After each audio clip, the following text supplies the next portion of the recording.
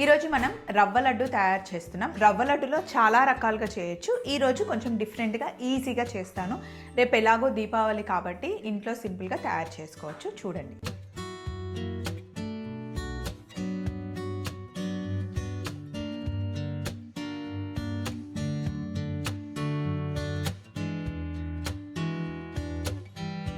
Simple sweet కొలత చూడండి. 1 cup Bombay రవ్వ, 1 కప్పు చక్కెర, 1 కప్పు పచ్చి కొబ్బరి తురుము. పచ్చి కొబ్బరి తురుము ఉన్నా లేకపోయినా ఇవి 2 ఉన్నా సరిపోతుంది, బట్ కాంబినేషన్ బాగుంటుందని వేస్తున్నాను.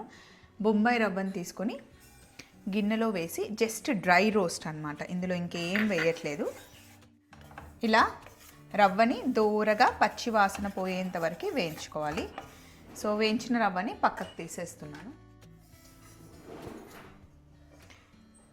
ఇప్పుడు ఇదే వేడి ప్యాన్లో పచ్చి కొబ్బరిని వేసేస్తున్నాం. దీన్ని కూడా పచ్చివాసన పోయేంత వరకు పచ్చి కొబ్బరిని కూడా దూరగా వేగనివ్వాలి.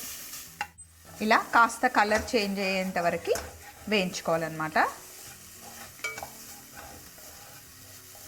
డ్రైగా అవ్వాలి. సో ఇప్పుడు పచ్చి కొబ్బరి కూడా వేగిపోయింది. దీన్ని కాసేపు ఇలా ఉంచేసి మిక్సీ జార్ తీసుకుందాం. ఇప్పుడు దీన్ని బౌల్లో వేసేసాను. ఇదే మిక్సీ జార్లో చక్కెర, యాలకులు వేసి దీన్ని ఇప్పుడు మనం మిక్సీ పట్టుకోవాలి. దీన్ని కూడా ఇందులో వేసేస్తున్నాను. అలాగే వేయించి పెట్టుకున్న కొబ్బరి తురుము కూడా ఇందులో వేసేసుకోవాలి. మీరు కొంచెం స్వీట్ ఎక్కువ కావాలి అంటే ఇంకొక గుప్పెడి షుగర్ యాడ్ చేసుకోండి. ఇదైతే మైల్డ్గా ఉంటుంది, ఎక్కువ ఓవర్ స్వీట్ ఉండవు. ఇదంతా మంచిగా మిక్స్ చేసేసుకోవాలి.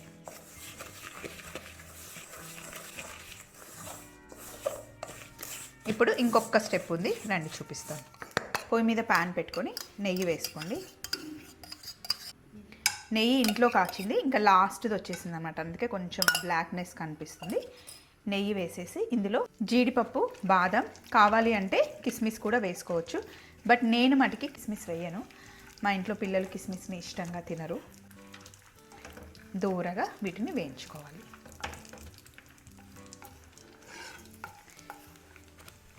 ఇప్పుడు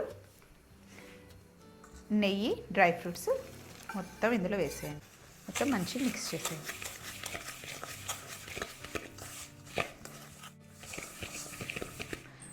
ఇలా మొత్తం మిక్స్ చేసేసి ఇప్పుడు లడ్డూలు చుట్టుకోవడమే, ఈజీగా వచ్చేస్తాయి.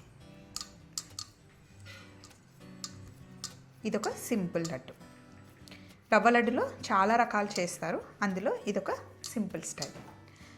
అయితే నేను చక్కెర వేసాను కదా, కొంతమంది బెల్లం అడుగుతున్నారు. సేమ్ కొలతలో మీరు బెల్లం కూడా వేసుకోవచ్చు, బట్ రవ్వ లడ్డుకి అయితే ఎప్పుడు చక్కెర కాంబినేషన్ బాగుంటుంది. మీరు కావాలి అంటే బెల్లంతో కూడా ట్రై చేయొచ్చు, లేదా సేమ్ రెసిపీ నేను బెల్లం వేసి కూడా ఒకసారి చూపిస్తానులేండి.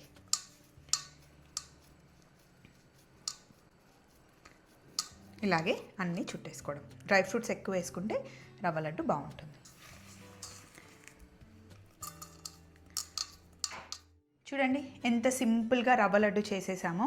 అయితే మీకు మటుకి మైల్డ్గా ఉండాలి, ఎక్కువ స్వీట్ ఉండకూడదు అనుకుంటే మనం చూపించిన దానికన్నా కొంచెం స్వీట్ తక్కువ వేసుకోండి.